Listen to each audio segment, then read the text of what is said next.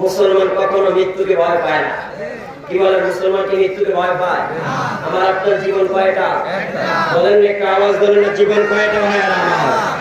একটা জীবন যদি আমরা আল্লাহর পথে দিয়ে দিতে পারি, আল্লাহর পথে যদি বিলিয়ে দিতে পারি, হে আমার ভাইয়ারা, বন্ধুরা আমার, যদি শাহাদাতের পেয়ালা আমরা পান করতে পারি, মরতে দেরি আল্লাহর জান্নাতে যেতে দেরি হবে না, মরতে দেরি জান্নাতের বিবি পাইতে দেরি হবে না, মরতে দেরি জান্নাতি সন্তান পাইতে দেরি হবে না, মরতে দেরি জান্নাতে না জনে আমত পাইতে দেরি হবে না। ঠিক না বে ঠিক কথা বলেন? তাই আমাদেরকে সদা সর্বদা জিহাদের জন্য প্রস্তুত থাকা দরকার আছে নাকি নাই? একটু আওয়াজ দিয়ে বলেন না, দরকার আছে নাকি নাই ভাইয়ারা আমার? আল্লাহ আমাদের সবাইকে কবুল করুক, সকলে বলি আমিন। ভাইয়ারা আমার, বন্ধুরা আমার, মূল আলোচনা ছিল কি? যারা পরের ঋণ নিয়ে কি করে মৃত্যুবরণ করে, আল্লাহ তাদের সব গুনাহ মাফ করলেও পরের ঋণের গুনাহ কি করবে না? মাফ করবে না। পরের ঋণ নিয়ে যে কেউ শহীদ হয়ে যায়, শাহাদাত বরণ করে, আল্লাহ শহীদের সব গুনাহ মাফ করবে, কিন্তু পরের ঋণের গুনাহ আল্লাহ তাআলা কি করবে না? একটা আওয়াজ দিয়ে বলেন ভাইয়েরা আমার, মাফ করবে না। এবার ভাবেন, যারা আত্মসাৎ করে, যারা জুলুম করে, তাদের কি অবস্থা হবে? একটু আওয়াজ দিয়ে বলেন না ভাইয়েরা আমার, বলেন। নবীজি হাদিসের মধ্যে বলেছেন, মনোযোগ দিয়ে শুনেন। নবী বলেন, ইজ্ঞাকা ওয়াজ-যুনুবা আল্লাতী লা তুগফারু। হে আমার উম্মতেরা, তোমরা দুইটা গুনাহ থেকে বেঁচে থাকো, যেই দুইটা গুনাহের অপরাধ ক্ষমা করা হবে না। এক নম্বরে আল-গুলুল, ফামান গাল্লা শাইয়ান উতিয়া বিহি ইয়াউমাল কিয়ামা। নবীজি বলেন, এক নম্বরে হলো আত্মসাতের গুনাহ। যারা দেশের সম্পদ আত্মসাৎ করে, বিদেশ পাচার করে, যারা একে অপরের সম্পদ আত্মসাৎ করে ভোগ করে, আল্লাহর হাবিব বলেন, যে যেই জিনিসটা আত্মসাৎ করেছে, কবর থেকে হাসরের ময়দানে যাওয়ার সময় তার মাথায় সেই জিনিস থাকবে। কেউ যদি গরিবের ইন আত্মসাৎ করে থাকে, হাসরের ময়দানে তার মাথায় টিনের বোঝা থাকবে। ঠিক না বে ঠিক কথা বলেন? কারো মাথার মধ্যে টনকে টনকে চাউল থাকবে, কারো মাথার মধ্যে টনকে টনকে কি থাকবে? গম থাকবে। কারো মাথার মধ্যে টিউবওয়েল থাকবে, কারো মাথার মধ্যে সিমেন্ট থাকবে, কারো মাথার মধ্যে টয়লেট থাকবে। কি কথা বলে যারা? গরিবের টয়লেট মেম্বার মেরে দিছে, গরিবের টয়লেট কিছু মারছে চেয়ারম্যানে। কথা বলেন না কেন? কিছু মারছে ডাইনি বামে যে পাতি নেতা আছে, পকেট নেতা, এরা। ঠিক না বে ঠিক কথা বলেন? তো এদের মাথার মধ্যে হাসরের ময়দানে কি থাকবে? কথা বলেন না, কি থাকবে? আমি বলি, মুসলিম বলছেন, উতিয়া বিহি ইয়াউমাল কিয়ামা। মান গাল্লা, মুসলিম বলছেন, আমি বলুন, ফামান গাল্লা শাইয়ান উতিয়া বিহি ইয়াউমাল কিয়ামা।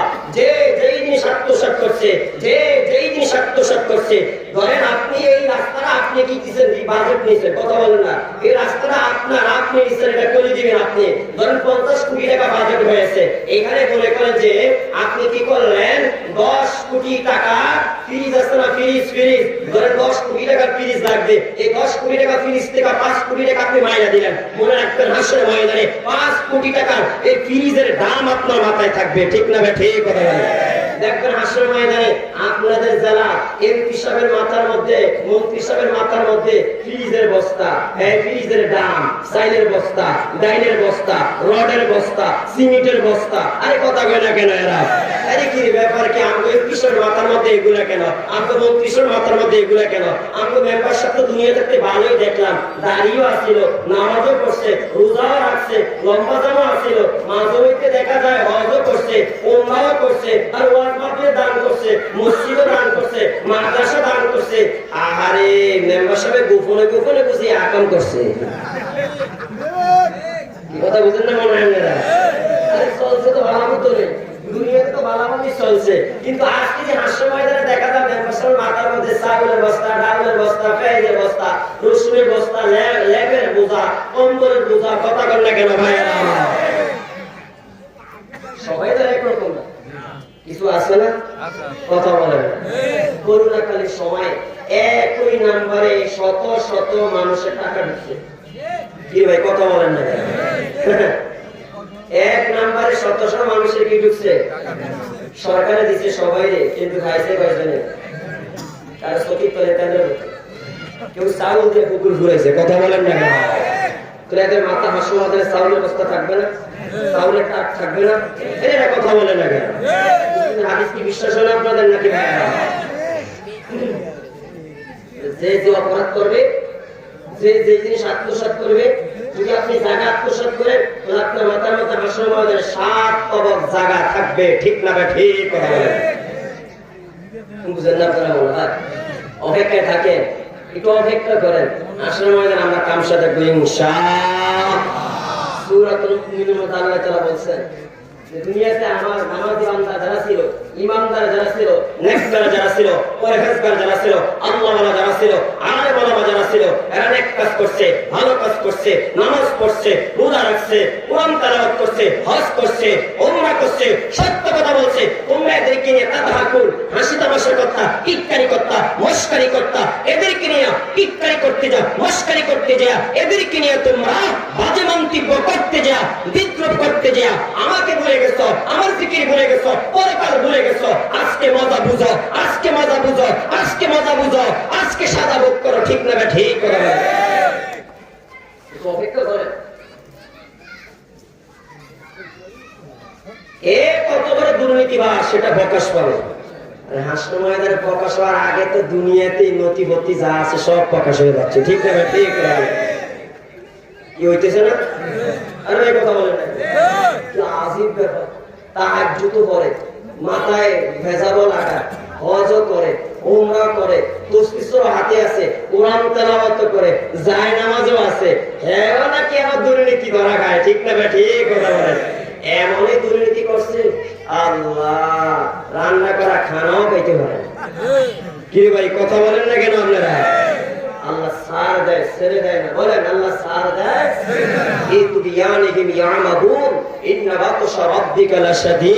আল্লাহ বলেন আমার দ্বারা বড় সত্য দ্বারা, আমার দ্বারা বড় সত্য দ্বারা, আমার দ্বারা বড় সত্য দ্বারা।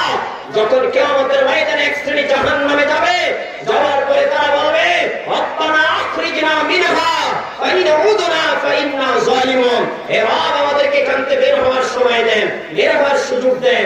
আমরা জুলুম করব না, আমরা আত্মসাৎ করব না, আমরা আলেমদের বিরুদ্ধে কথা বলব না, মসজিদ মাদ্রাসার বিরুদ্ধে কথা বলব না, মিথ্যা মামলা দিয়ে আলেমদেরকে যুগের পরে যুগ জেলখানায় ঢুকাইব না। আল্লাহ তাআলা তখন বলবে তোমরা দুনিয়াতে থাকতে পছন্দ করো নাই, মালাকুম মিন জাওয়াল, তোমাদের বংশ হবে না। তোমরা বলেছিলা 41 সাল পর্যন্ত থাকবে, 41 হাসপাতাল দূরের কথা 2024 সাল পার করতে পারো না, পার করতে পারো না, পার করতে পারো না। ঠিক করে নাকি কসম করে বলো এই মালাকুম মিন জাওয়াল, তোমাদের ধ্বংস নাই, তোমরা ধ্বংস হবে না। কেউ কিছু বললে বলতো আসো খেলা হবে।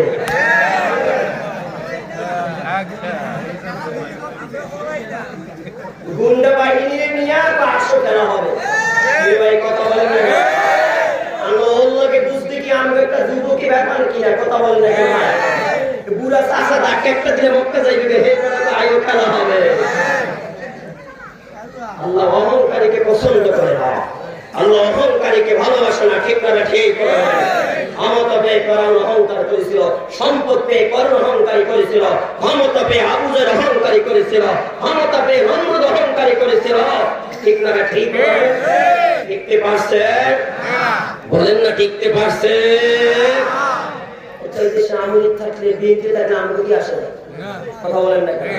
তোমরা রাষ্ট্র চালাও, রাষ্ট্র পরিচালনা করো, কিন্তু রাষ্ট্র ক্ষমতায় গেলে ইসলামের এত মাথা ব্যথা কেন? হুজুরদেরকে এত মাথা ব্যথা কেন? কথা বলেন না, মসজিদ মাদ্রাসায় মাথা ব্যথা কেন? ওয়াজ মাহফিলে তোমাদের মাথা ব্যথা কেন? তোমরা রাষ্ট্র নায়ক হওয়ার পরে প্রথম দায়িত্ব ছিল আল্লাহ বলেছেন আমারু বিল মারুফি ওয়া নাহু আনিল মুনকার। 3 নম্বর দায়িত্ব সত্যের আদেশ দেওয়া। তোমরা দাও না, আমরা আলেমরা দেই। তাহলে তোমরা আমাদের সাধুবাদ জানানো দরকার, আমাদেরকে সাহায্য করা দরকার। তোমরা রাষ্ট্রনায়ক হিসাবে, সরকার হিসাবে, এমপি হিসাবে, মন্ত্রী হিসাবে 1 নম্বর দায়িত্ব ছিল তোমাদের মানুষকে সত্যের আদেশ দেওয়া, অসৎ কাজ থেকে নিষেধ করা। তোমরা তোমাদের দায়িত্ব পালন করো না, আমরা ওলামায়ে কেরাম আল্লাহ প্রদত্ত দায়িত্ব হিসাবে পালন করি। তাহলে তোমাদের আমাদেরকে সাধুবাদ জানানো দরকার ছিল, আমাদেরকে হেল্প করার দরকার ছিল, আমাদের সাহায্য করার দরকার ছিল। সেটা না করে তোমাদের পাতি নেতা দিয়া, সুদখোর নেতা দিয়া, ঘুষখোর নেতা দিয়া, গাঁজাখোর নেতা দিয়া, জিনাখোর নেতা দিয়া আমাদের উলামায়ে কেরামদের কণ্ঠ চেপে ধরো। ঠিক না? ঠিক এমন নেতা নাই? বলেন না নাই? বিগত দিনগুলোতে যারা এই ওয়াজ মাহফিলে উলামায়ে কেরামদের মাইক টেনে নিছে, উলামায়ে কেরামদেরকে অ্যাটাক করছে, বলেন তো এটি শব্দ কি ভালা? হ্যাঁ, বুঝিয়ে দেবে। দিনের বেলা নেতাগিরি করে, রাত্রেবেলা মদিনা নিয়ে আতঙ্ক করে। এই কথা বলেন না কেন?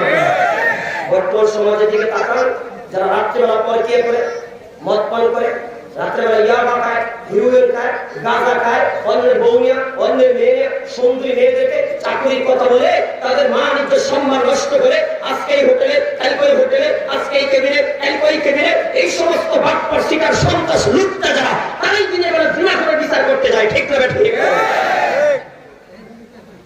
রাগ করতেছেন আপনারা আমাদের? মনে বাড়াইয়া করতেছেন? এমন লোক নাই সমাজে। সমাজের ভালো মানুষ যারা, বুদ্ধিমান যারা, জ্ঞানী যারা, এরাও বিচার করতে যায় না। এরাও করে যারা আড়ালে থাকে, ভালো মানুষের দাম দেয়। এখন বিচার করে কারা জানেন? একটা কিচ্ছা বলি, শুনিনি আপনারা? কি বলিব? সোনামুখে কথা বলো তো গুলিয়ারায় মাথা। বুঝলেন আপনারা? বুঝেন না? এখন কথাটা মনে রাখেন। কি বলিব? সোনামুখে কথা বলদে গুড়িয়ালায় মাথা। দুই লোকে ঝগড়া লেগে একে অপরের মাথা ফাটিয়ে ফেলছে। এখন নেতাজির কাছে গেছে সঠিক বিচারের জন্য। এক পক্ষ গেছে আর বলে তোর পক্ষে রায় নিতে বলে তুই জানস না। এই বেড়া টাকা নাই, স্ত্রী কানের জিনিস, নাকের জিনিস, গলার জিনিস বিক্রি করিয়া আনিয়া দিছে 20,000। অপর পক্ষ আইছে, নেতাজি আমার পক্ষে রায়টা দিয়ে গুরুত্ব করে রেখি, মাথাটা পাঠিয়ে রেখি। ও জানোস তো রায় দিতে কি লাগবে? প্রথম পক্ষে খাইছে কত? এবারে কি করবো? বলদ বিক্রি করে এনে দিছে 30,000। প্রথম ব্যক্তি সোনা বেচে এনে দিছে কত? পরের ব্যক্তি বলদ বেচে এনে দিছে কত? এবার যখন দরবারে বসছে বিচার করবে, সালিশে যখন বসছে, উভয় পক্ষের কথা শুই না, বাদী বিবাদের কথা শুই না, যখন এখন নেতাজি রায় দিবে, এবার নেতাজি বারবার দাঁড়ায় বলে কি বলিব? সোনামুখে কথা বলদে গুলিয়ালায় মাথা। কি বলিব? সোনামুখে কথা বলদে গুলিয়ালায় কি কথা বলেন না কেন ভাইয়ারা? কারণ এই হারামি তো দুটো পক্ষের থেকে ঘুষ খাইছে। কথা বলেন না কেন ভাইয়ারা? এক ব্যক্তি সোনা বেচা দিচ্ছে 20,000, আরেক ব্যক্তি দিচ্ছে বলদ বেচা 30,000। এই জন্য বারবার কয় আর সোনাওয়ালার পক্ষে কি রায় দিব? বলদে তো আমার মাথায় মিলে যায়। বর্তমানে সমাজের বিচারকের অবস্থা এমন কিনা আমার বলেন ভাইয়ারা? উভয় পক্ষ থেকে ঘুষ খায়, এমন হারাম করা আছে নাকি না? সমাজের অন্ধে অন্ধে সুদ ঘুষ আছে নাকি নাই? আচ্ছা, আমি আপনাদেরকে আরেকটা প্রশ্ন করি ভাই। 5 আগস্টের আগে দেশের অবস্থা খুব ভয়াবহ ছিল, ঠিক না? কথা বলেন না কেন? 5 আগস্টের পরে মনে হয় খুব ভালো আছে না? হ্যাঁ, এখন আর সুদ নাই, ঘুষ নাই, সাদাবাজি নাই, টেন্ডারবাজি নাই, খুন খারাপি নাই, গুম নাই, জোরপূর্বক একে অপরের সম্পদ দখল নাই, একে অপরের কাছে জোর করে সাদাবাজি আদায় করার সিস্টেম নাই। লাভ হলো কি? আমি এর জন্য বলি, আগে নাম ছিল এক দলের, ছবি ছিল এক দলের, এখন শুধু নাম আর ছবিরা পরিবর্তন হয়েছে।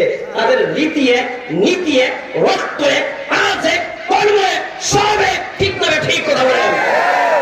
যদি মুক্তি পেতে চান, যদি সত্যিকার অর্থে যদি মুক্তি পেতে চান, আমাদের বাবার নীতি, আমাদের স্বামীর নীতি দিয়ে দেখেছেন, জেনেছেন, শুনেছেন। এখন একটা নীতি বাকি আছে, সেটা হলো কোরআনের নীতি দেখার বাকি। ঠিক না? ঠিক কথা বলেন। যদি এই সমস্ত জুলুম অত্যাচার থেকে মুক্তি পেতে চান, আল্লাহর কসম করে বলি, কোরআনের রাজনীতি ছাড়া উপায় নাই।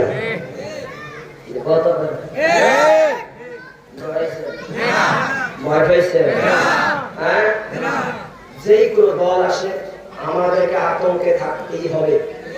কথা বলে না? আতঙ্কে থাকতেই হবে, না খেয়া মরতেই হবে, গুম খুন হতেই হবে, সন্ত্রাসী হামলার শিকার হতেই হবে, মায় দালাল দলাদলি করতে হবে। যখন ইসলাম আসবে তখন আর মারামারি হবে না, খুন খারাপি হবে না, জুলুম হবে না, অত্যাচার হবে না, ব্যভিচার হবে না, জুলুম হবে না, খুন খারাপি হবে না, ধর্ষণ হবে না, ইফটিজিং হবে না, দেশের সম্পদ বিদেশ পাচার হবে।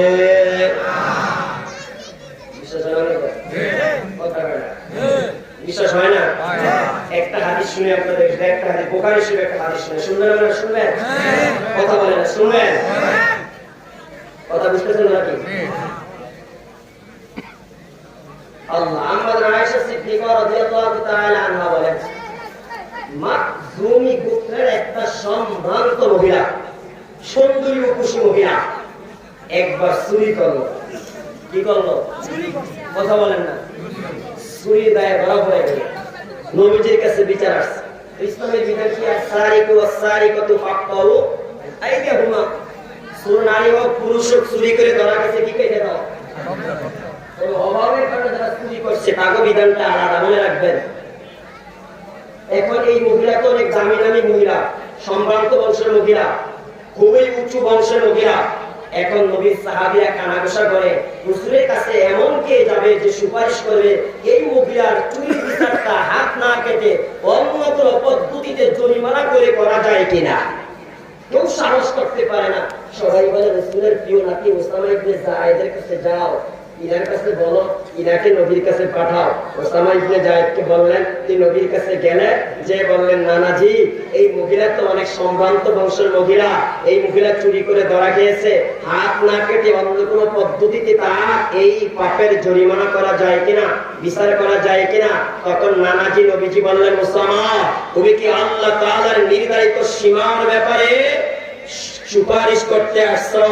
হে নানাজি, ভালোভাবে মনে রাখো, তোমাদের পূর্ববর্তী উম্মত এই জন্য ধ্বংস হয়ে গেছে।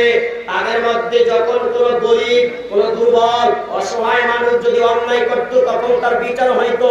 ধনী যারা, টাকাওয়ালা যারা, পয়সাওয়ালা যারা, প্রভাবশালী যারা, নেতা যারা, নেতার ছেলে যারা, নেতার বউ যারা, নেতার মেয়ে যারা, নেতার অধীনস্থ যারা, নেতার ডাইন হাত যারা, নেতার বাম হাত যারা, এরা অন্যায় করলে, এরা চুরি করলে, এরা জিনা করলে, এরা সন্ত্রাসী করলে, এরা গুম করলে, এরা হত্যা করলে বিচার হইতো না। কথা ঠিক না ব্যাঠি?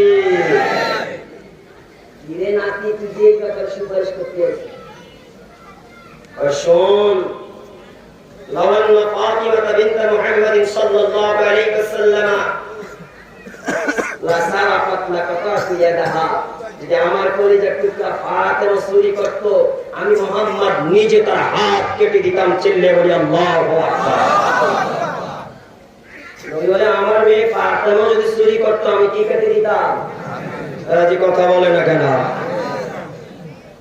আমার দেশের বিচারের ব্যবস্থা আজকে এমন না? নেতার ছেলে অন্যায় করলে বিচার হয় না। এরে ভাই কথা বলেন না কেন? দলীয় লোকে থানায় মামলা নিয়ে গেলে মামলা কথা বুঝলেন না মনে আপনারা? এই সমস্ত জুলুম থেকে বৈষম্য, বৈষম্য এই শব্দটা আমরা সবাই চিনি। আমার মনে হয় এত পরিচিত অল্প সময়ে কোন শব্দ এত পরিচিতি লাভ করে না। কি কথা বলেন না কেন? অল্প সময়ে বাংলাদেশে কোন শব্দ এত পরিচিতি লাভ করে না। বৈষম্য শব্দটা যত পরিচিতি লাভ করেছে। বৈষম্য বিরোধী ছাত্র আন্দোলন, আমাদের মধ্যে বৈষম্য আছে নাকি নাই? কথা বলেন না কেন? বৈষম্য কি পুরো দূর হয়েছে? এখন নাই? বলেন না, আছে না নাই? আছে। এই বৈষম্য দূর করতে হলে, সকলের সমান অধিকার প্রতিষ্ঠিত করতে হলে, বঞ্চিত মানুষদের অধিকার ফিরিয়ে আনতে হলে, তাহলে আমাদেরকে কোরআনের রাজনীতি করতে হবে, কোরআনকে সংবিধান মানতে হবে, কোরআনকে রাষ্ট্র পরিচালনা করতে হবে। একটা ওয়ার্ড বলেন, একটা ইউনিয়ন বলেন, থানা বলেন, জেলা বলেন, রাষ্ট্র বলেন, সব পরিচালনা হবে কোরআন দিয়ে। ঠিক না ঠিক হবে? এখনই সময় যে কোনো একটা ইসলামী দলের অন্তর্ভুক্ত হয়ে যান। দাদারা কত ভোট দিলাম, দাদারে নানারে এমকে হমকে কতই তো ভোট দিলাম ভাই, শেষ মেশ আমার আপনার মরণ। কথা বলেন না কেন? এরা তো বাঁচে, এক অভাব নেই। তো হ্যাঁ, আমার যদি আমরা ঋণ নিয়ে মৃত্যুবরণ করি, মরার পরে জান্নাতে যেতে পারবো? বলেন না, বলেন না, পারবো? পারবো না। একটা কঠিন হাদিস শোনাচ্ছি আপনাদেরকে, বলবো। নবীর যুগে কেউ যদি ঋণ নিয়ে মৃত্যুবরণ করত, নবী তার জানাজা পড়তো না। নাউজুবিল্লাহ বলবেন না? ভাইয়েরা আমার, বন্ধুরা আমার, বুখারী শরীফের হাদিসে আসছে, সালামা ইবনে আকওয়া রাদিয়াল্লাহু তাআলা আনহু বলেন, ইন্না জুলুসান ইনদান নবী সাল্লাল্লাহু আলাইহি ওয়াসাল্লাম ইদ উতিয়া বিজানাজা। হযরত সালামা ইবনে আকওয়া রাদিয়াল্লাহু তাআলা আনহু বলেন, আমরা আল্লাহর নবীর নিকটে বসা ছিলাম, এমনই সময় একটা জানাজা উপস্থিত হলো। আমরা বললাম, ইয়া রাসূলুল্লাহ, ইয়া হাবিবাল্লাহ, আপনি জানাজার নামাজটা আদায় করে দেন।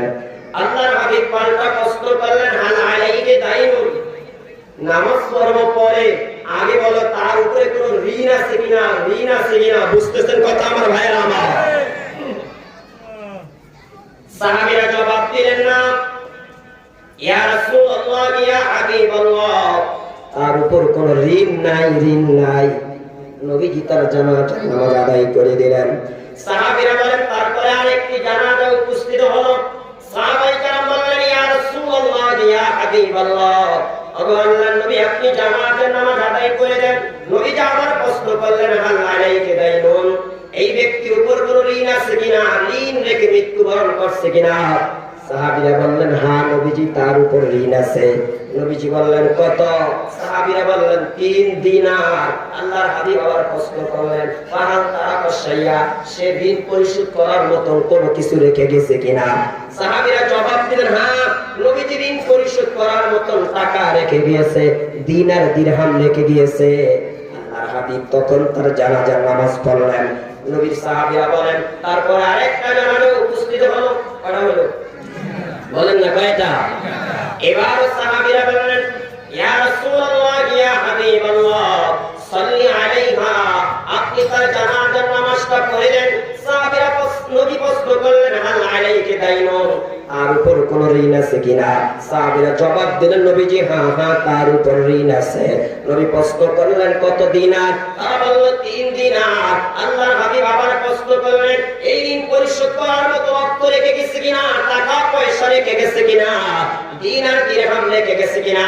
সাহাবীরা জবাব দিলেন, আল্লাহ, ও আল্লাহর নবী, না না, ঋণ পরিশোধ করার মতো টাকা রেখে যায় না, দিনার দিরহাম রেখে যায় না।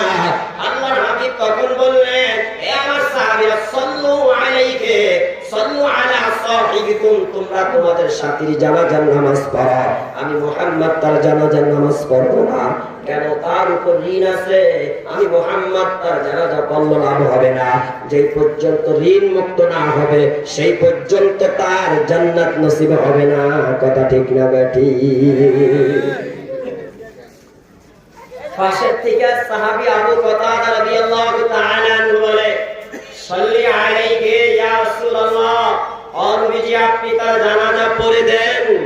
ওয়া আলাইহি দাইনুহু, তার যত ঋণ আছে সব ঋণ আমি পরিশোধ করে দিব।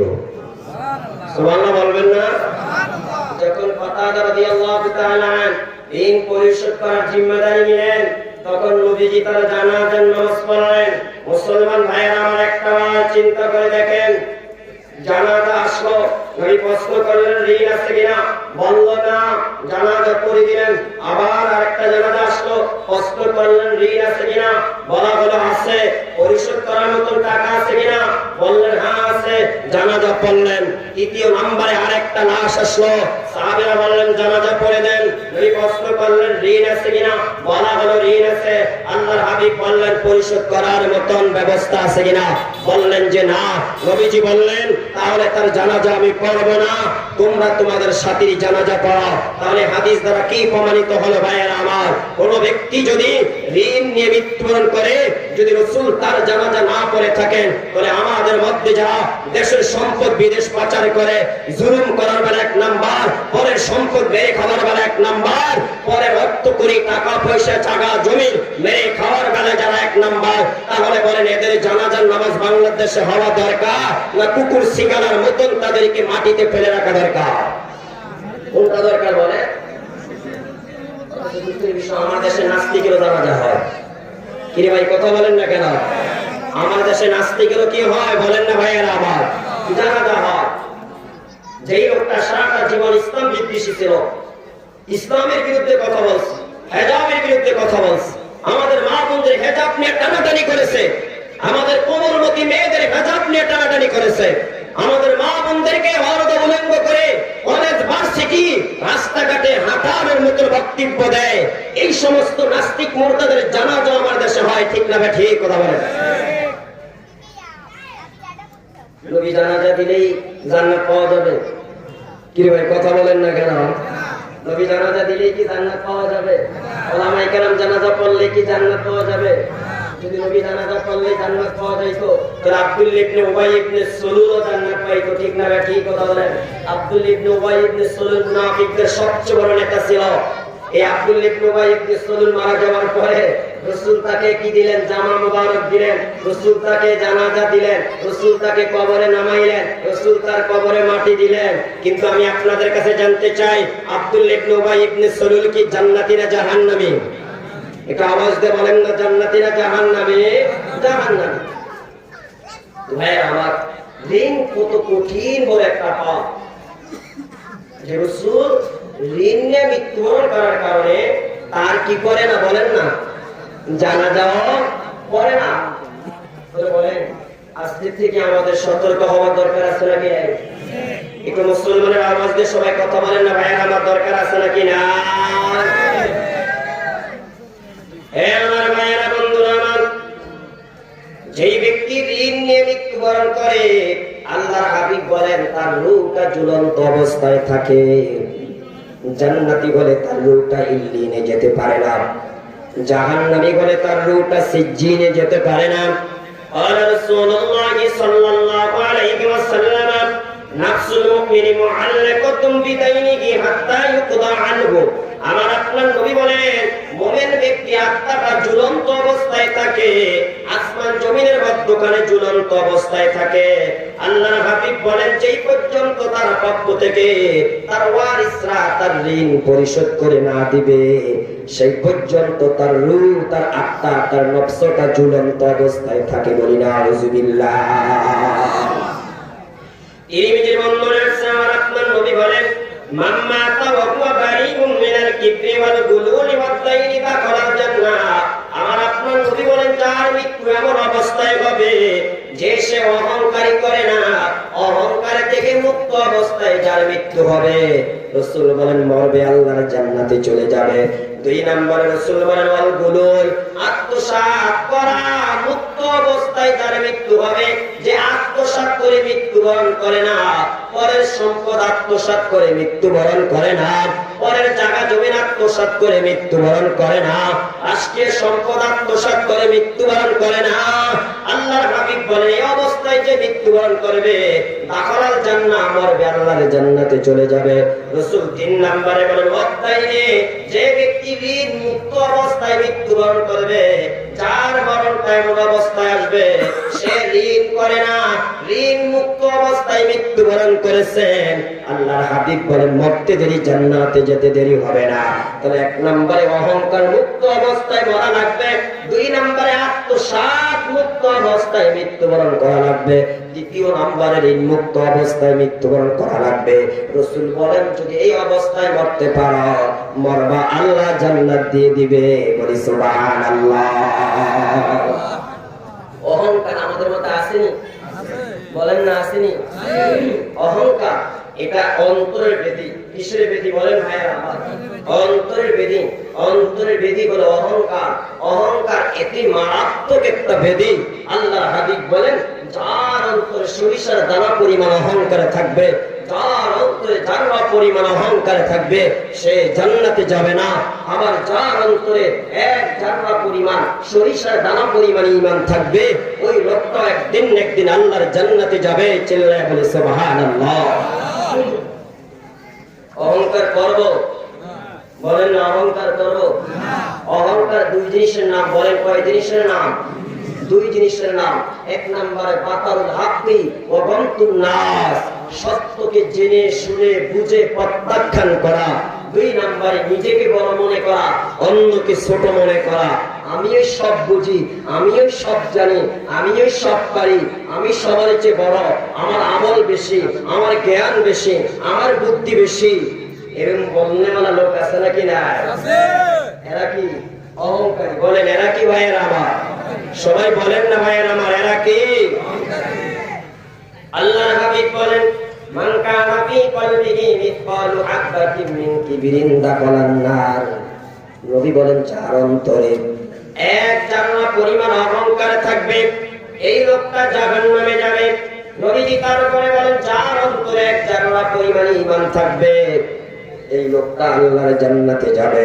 তখন একজন সাহাবী প্রশ্ন করলেন, ইয়া রাসূলুল্লাহ, ইয়া হাবিবাল্লাহ, একজন লোক এটা পছন্দ করে তার পোশাকটা সুন্দর হোক, পায়ের জুতাটা সুন্দর হোক, নবীজি এতে কোনো অহংকার হবে কিনা?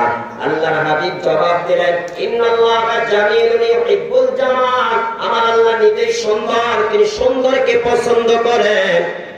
সুন্দর জামা পরলে অহংকার হয় না, দামি জুতা পরলে অহংকার হয় না, সুন্দর জুতা পরলে অহংকার হয় না। রাসূল বলেন অহংকার বলা হয় সত্যকে জানার পরে প্রত্যাখ্যান করা, সত্যকে বুঝার পরে প্রত্যাখ্যান করা, সত্যকে জানার পরে কি করা? সত্যকে বয়কট করা। দ্বিতীয় নম্বরে অগমতুন নাস, নিজেকে বড় মনে করা, মানুষকে ছোট মনে করা। আল্লাহ তুমি আমাদেরকে অহংকার মুক্ত জীবন দান করো বলি আমিন। হে আমার ভাইয়েরা, বন্ধুরা আমার, নবীজি বললেন যে ব্যক্তি তিনটা জিনিসকে মুক্ত অবস্থায় কি করবে? মৃত্যুবরণ করবে। এক নম্বরে অহংকারী করবে না, দুই নম্বরে আত্মসাৎ করবে না, তিন নম্বরে কি করবে না? ঋণ নিয়ে মৃত্যুবরণ করবে না। এই লোকটা মরবে, আল্লাহর জান্নাতে চলে যাবে। আল্লাহ আমাদের সবাইকে ঋণ মুক্ত অবস্থায় মৃত্যুবরণ করার তৌফিক দান করেন, সকলে বলি আমিন।